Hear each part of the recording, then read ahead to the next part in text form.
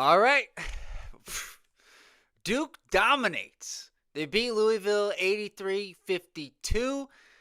Louisville only had the lead for about 30 seconds in this one. And for all the Louisville fans who said, well, it's going to be different when Mikael Brown Jr. is there, be careful what you wish for. This was a beatdown, JD. Well, what'd you think? I was one of them. I was one that said, with Mikael Brown in the lineup, that Duke was going to have a problem tonight. I was completely wrong. Got to say it. And that's why you like this show. So if you like this show and you want to see us grow and you want to go on with Duke being 19-1 like us, hit that subscribe button and share it with a friend. And of course, let us know what you guys think in the chat. We'll get to all you guys in just a little bit here.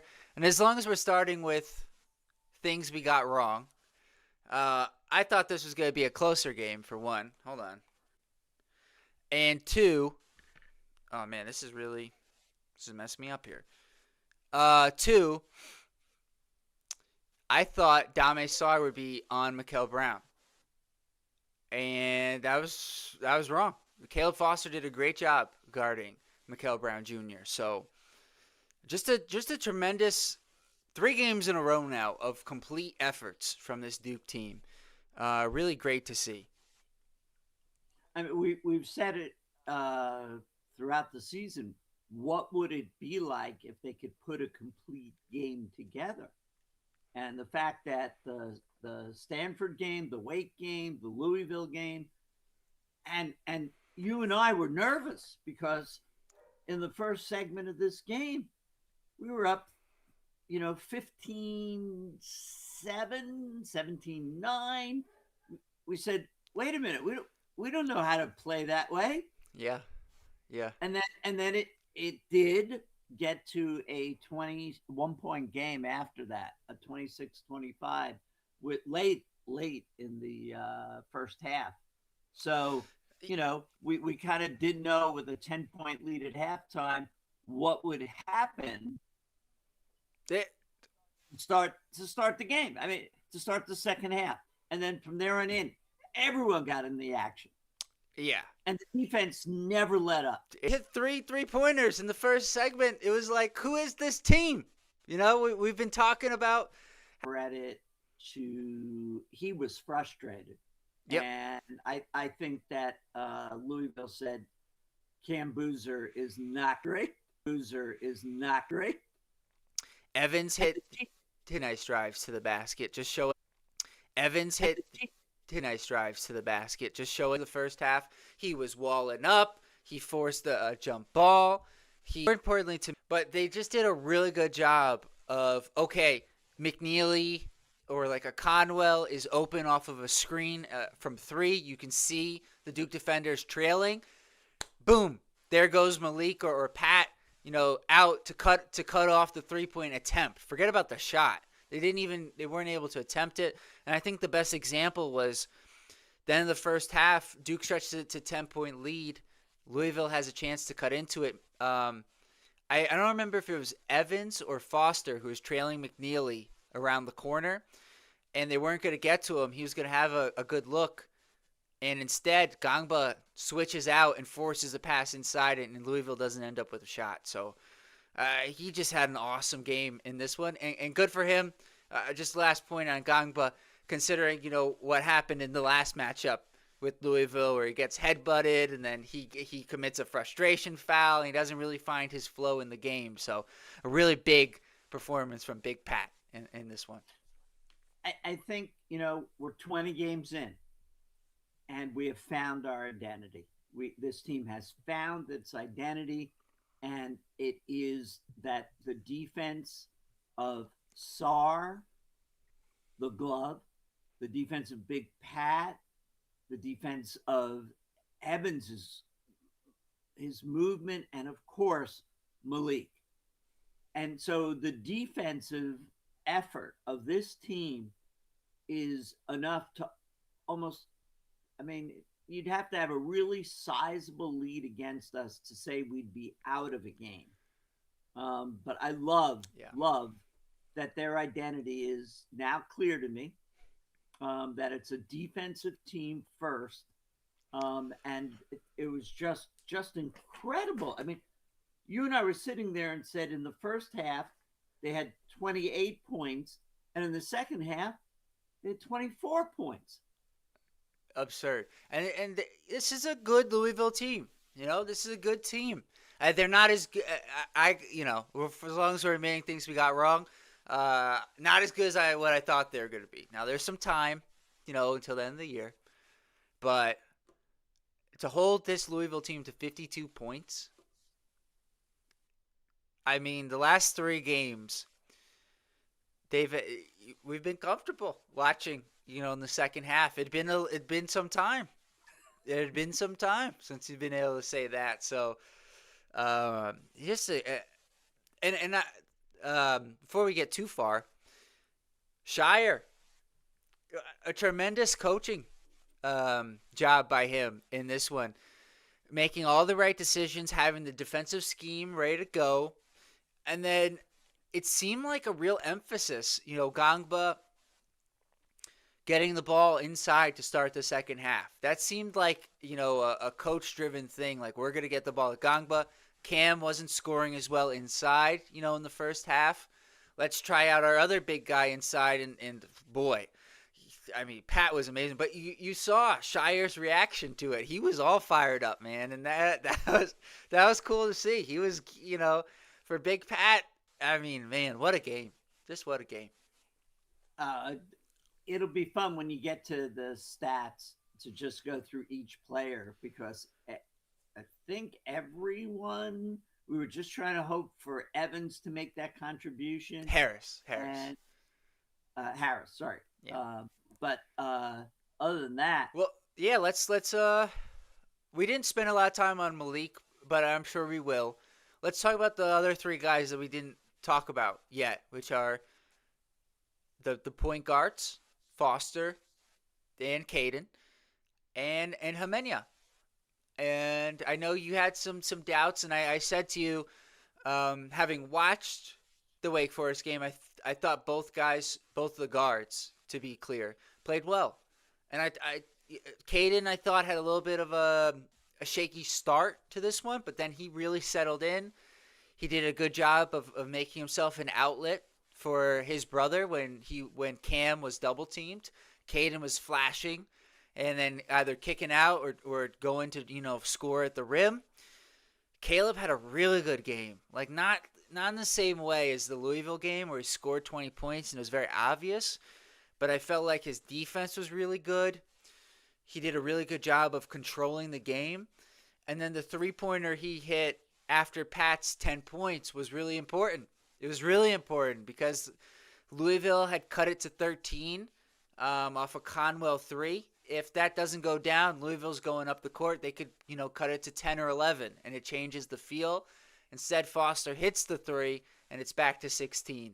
And it just felt a bit demoralizing for Louisville. But I think to put a bow on this, the play that was really demoralizing for Louisville was when Foster missed the layup, then Caden missed the layup. I still don't know how that didn't go in. It did everything but go in. And then we were able to kick it out to Nick for the 3, who had his best shooting performance as a Blue Devil. And Coach Kelsey lost his mind. He was going out there screaming at Sananda for, you got to grab the ball. Not Coach Kelsey's best moment. No, not at all. Not at all. No, so Jack, if you can pull up the stats. Yeah, let's do it. I think that one of the things that was very noticeable was it on a night where Cam did on the board. Sent from the field, 1 for 4 from 3. Okay, 2 of 4. He is 5 of. There was the 7 for 8 game, the 5 for 6 game.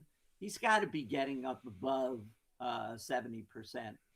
Yeah. Well, yeah. We'll check the stats before Virginia Tech. I think we're 20 games in. It'll be a good time to kind of do an overview of how we're doing here.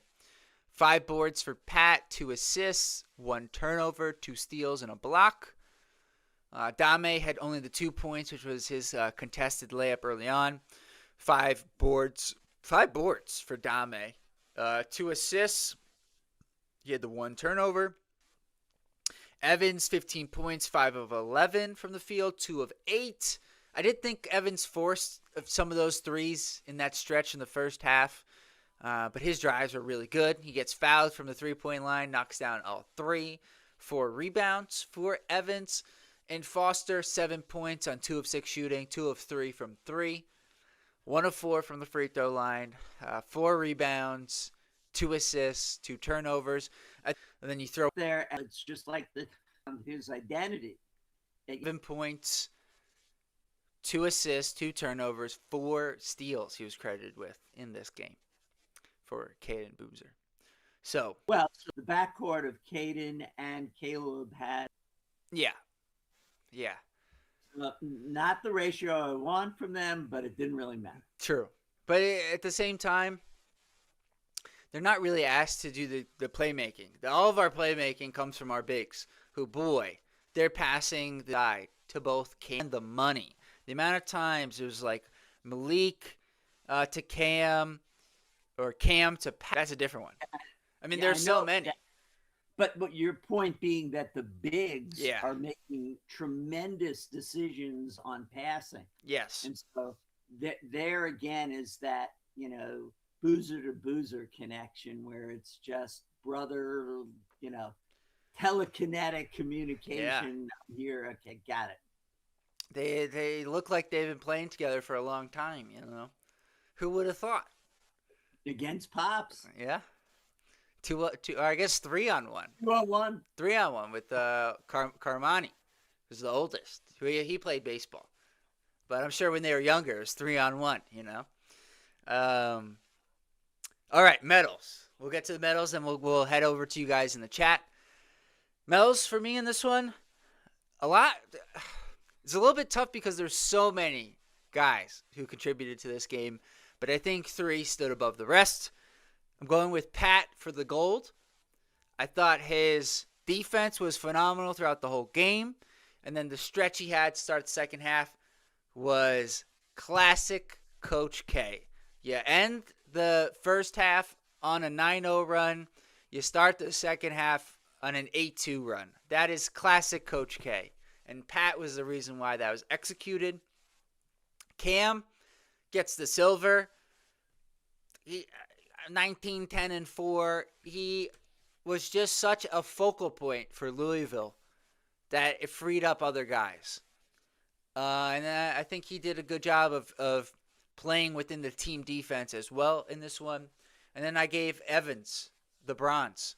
I thought his scoring was really important for Duke, and then I thought he did a good job defending on the perimeter as well in this game. But, I mean, the point guards, Foster, Caden, played well. Nick had a really good game, especially the second half. And, of course, Malik Brown. That guy was great again. So, any comments before we turn it over to the chat here, JD? No, I want to go to the chat. I think it's on a night that we thoroughly enjoyed ourselves. I think it should be a lot of fun to be with people that normally call in. All right. We are having internet problems, so that is unfortunate. The stream has freezed up for people, but we're gonna go through the chat as best we can here. All right. Moore 007. I'm ready. Hold on. Yeah, I think we're all right. I'm ready to admit this team is legit. Louisville is one of the best teams in the ACC, and they made easy work of them. If they can do the same versus UVA, man, I'd feel confident they can win it all. Yeah, it's a good point. I mean, we're back. It's funny. It's like our stock market for this team Are they a Sweet 16? They dip back to say they could get upset in the round of 32.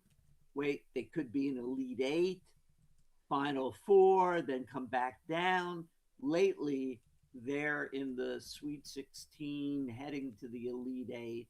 And Jack, what did they shoot from the free throw line? Because I was doing my usual crying, but they finished well. They did 13 of 18. Okay. So they started off 3 of 6, so they went on a good stretch. I think 10 to 12 to finish the game. All right, let's see.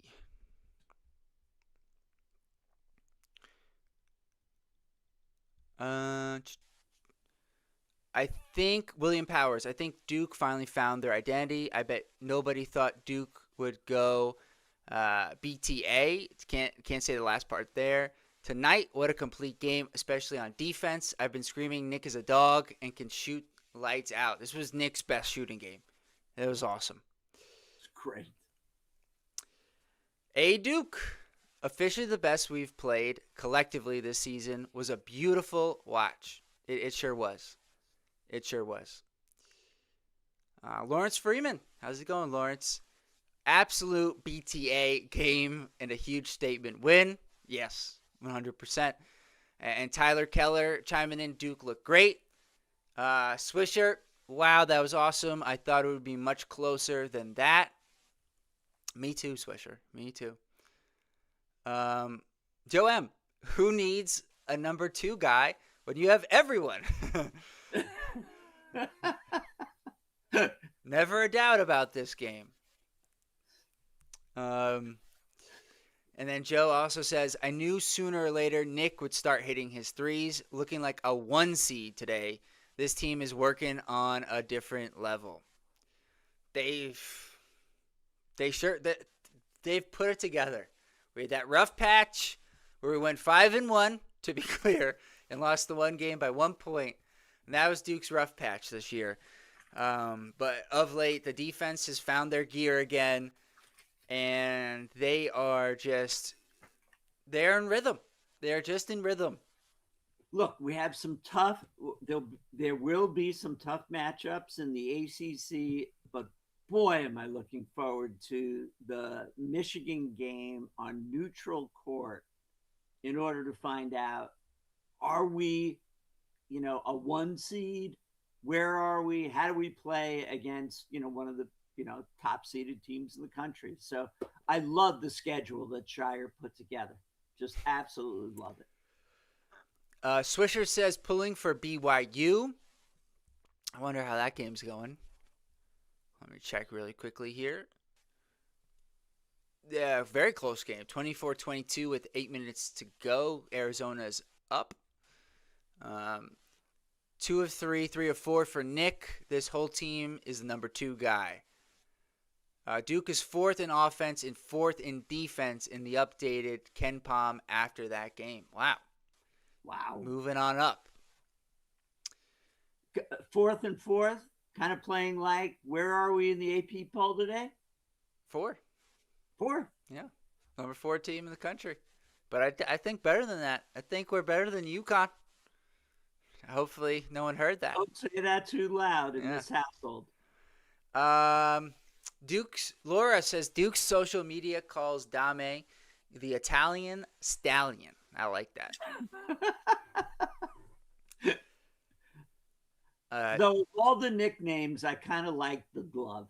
Yeah, I mean, it's not a bad nickname. We know that was Gary Payton. So I like the original nicknames. I always give credit. But the Italian Stallion's not original, So I guess. Well, I feel like we had a couple from maybe from 2 games ago, the Stanford game, that were really good, and I can't think of them off the top of my head. One more in addition to the glove. Someone else had. Yeah.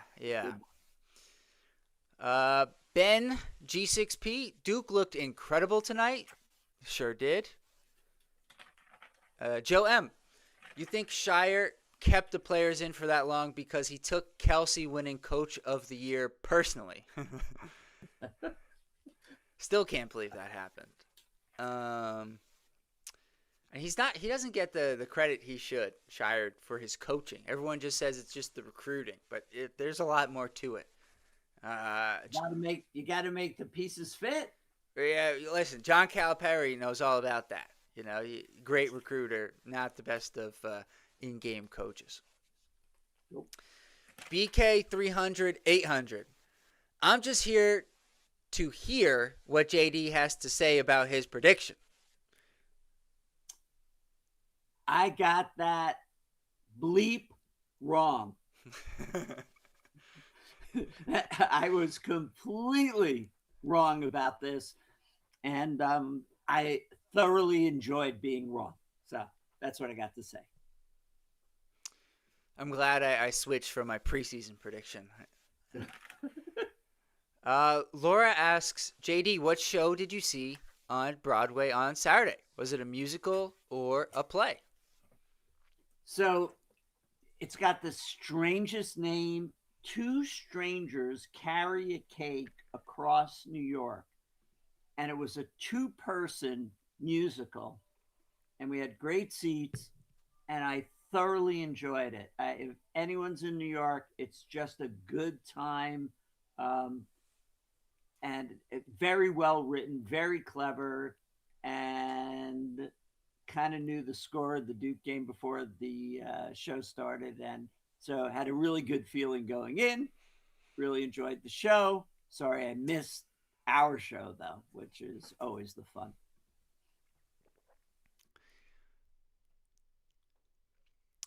Joe M. Kelsey has not scored more than 30 points against Duke in the second half since he arrived at Louisville. That is a crazy stat. That's good. That's great. 4 games. I can't do math. That's 4 games where he hasn't cracked 30 points in a second half. There is something to coaching in that. That is not, you can't just chalk that all up to coincidence.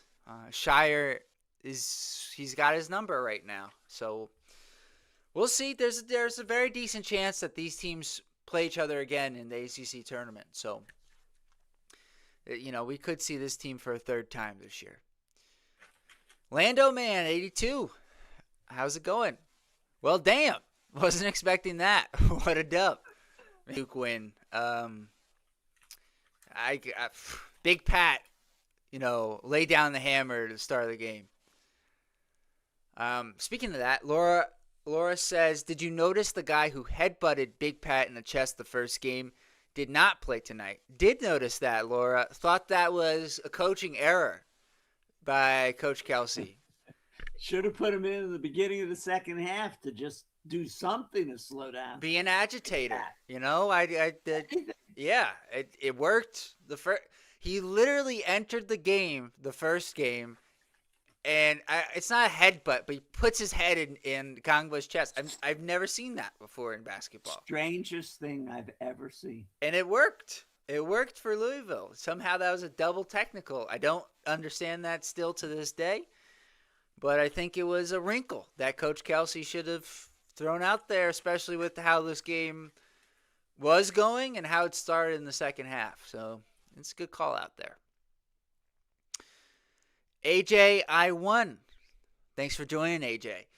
Louisville once again shows they are a one-trick pony. Horrible offense when the threes don't fall. Brown found out that things aren't so easy when someone plays defense on you. Complete BTA. Yeah.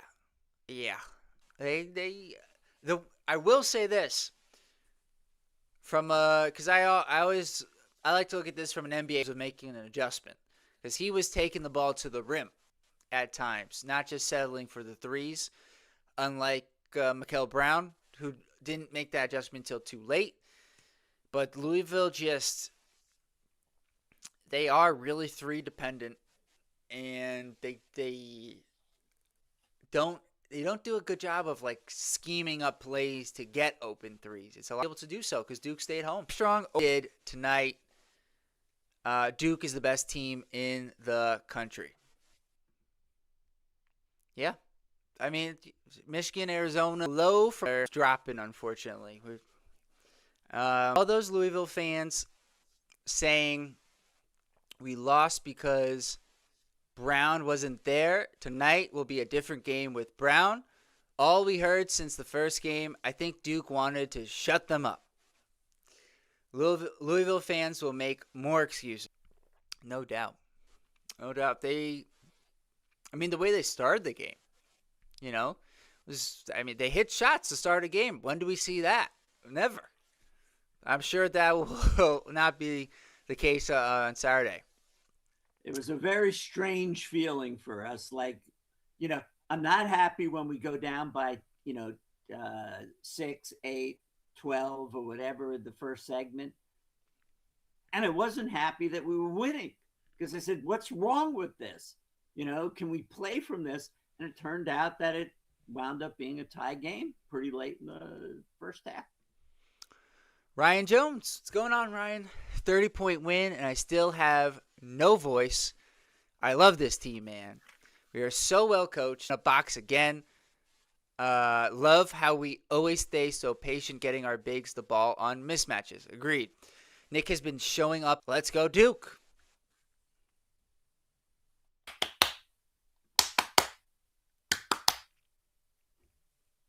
And if Ryan, if you're still out there and if you can hear me, I'm curious. What did you think of the atmosphere? I know you're at the game. What would you say? How are the crazies in this one? ACBC. Caleb missing free throws again. I think he shot under 50%. I've never seen a guard being that bad at free throws. I'm worried that is going to hurt us in the tournament. You know what, ACBC? We appreciate you because you help us. We're not the only ones who are critical of Duke when they win by 30. So we appreciate you joining on. And you're not wrong. You're not wrong. It is a problem, and it is confounding.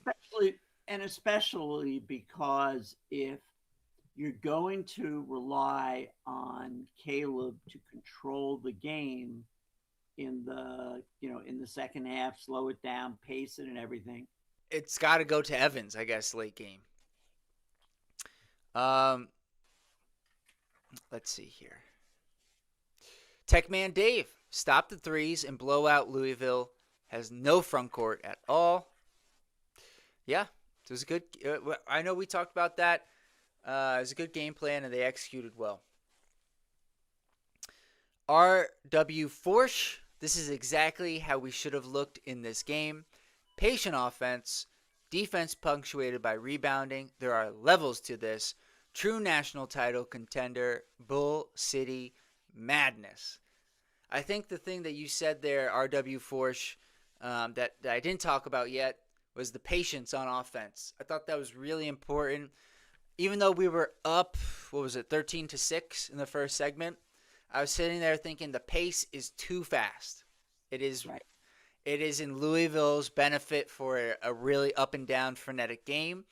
And I felt like Duke did a good job of, even though their offense, they lost their flow a bit in the next 8 to really 10 minutes there, to be clear. They started to do a better job of controlling the pace of the game. And then they really did that to end the first half, start the second half, play through the bigs, play inside, control the pace. It was a really excellent job and that's led by, being really intelligent with his play.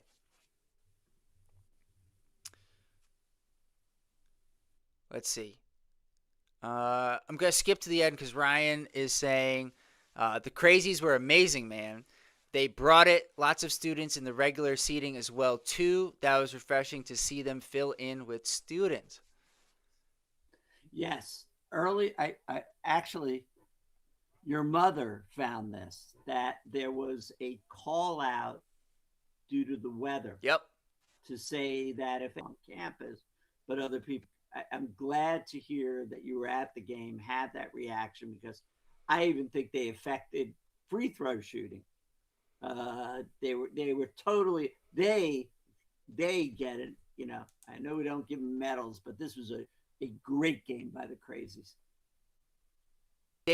Caleb is a horrible free throw shooter. I don't understand it. Yeah. ACBC, there was a point in the Just go back to that a second. His form with the 3-pointer that he hit from the corner after Big Pat went on his run. I do not understand this. This is entirely mental. Okay. I mean, it is. He shoots the ball well. It's just not from the free throw line. ACBC, there's a point in the game where Cam missed 2 free throws back to back. Yes. He sure did. Thankfully, Caden is better, and hopefully we rely on him in crunch time and not Caleb. Yeah.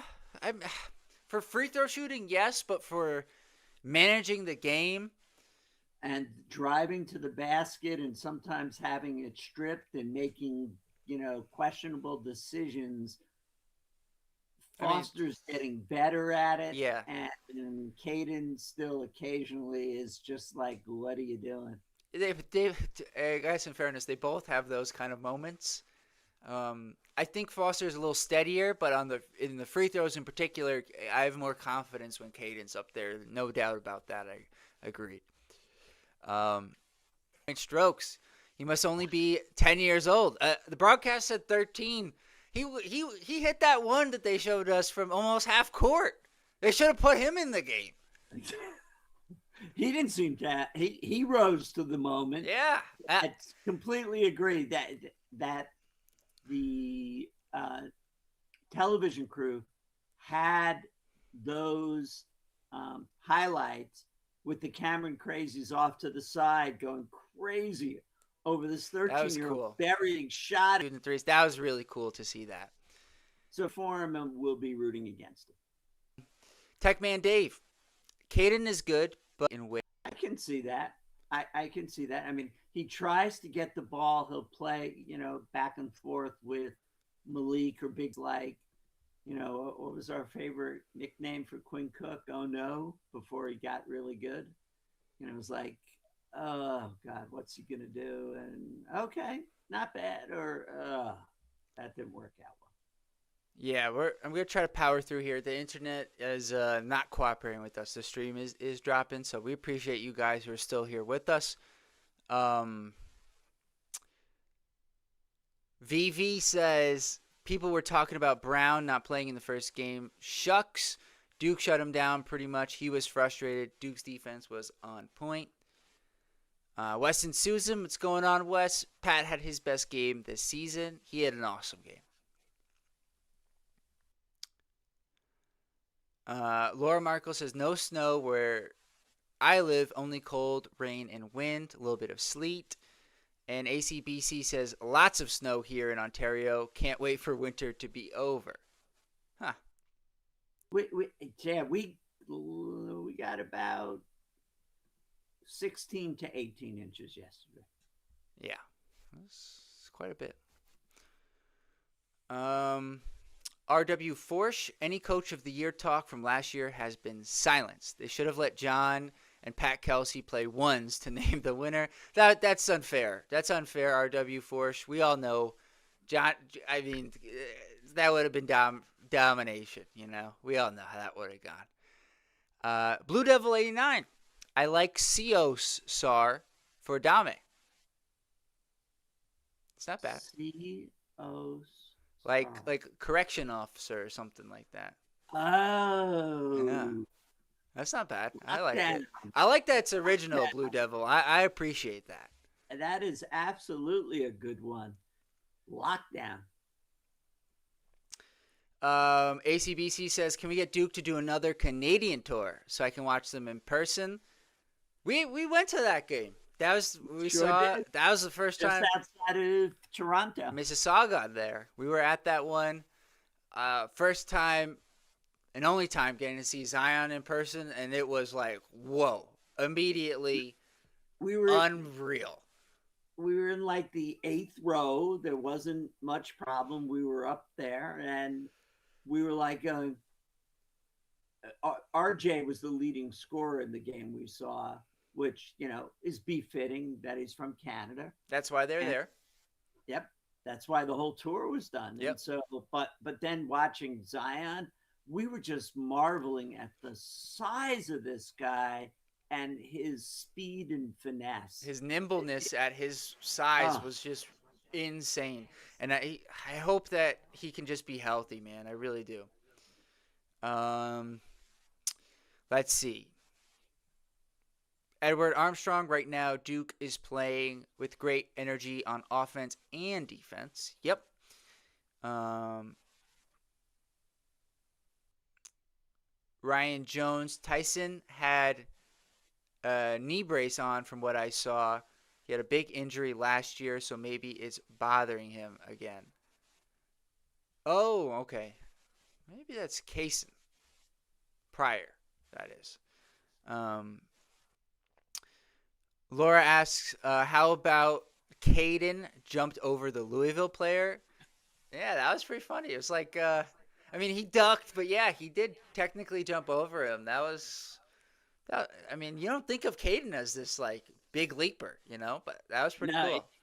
it was great. It just depended on the camera angle because on the right camera angle, it looked like he just leaped over him, and it was just great. On the other camera angle, it kind of looked like a little bit to the side, but that was great.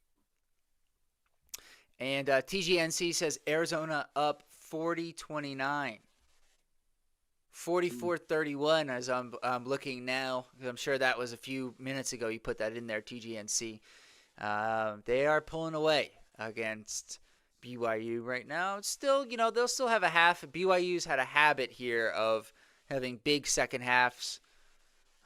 Big performances by Braden Burry's BYU so far.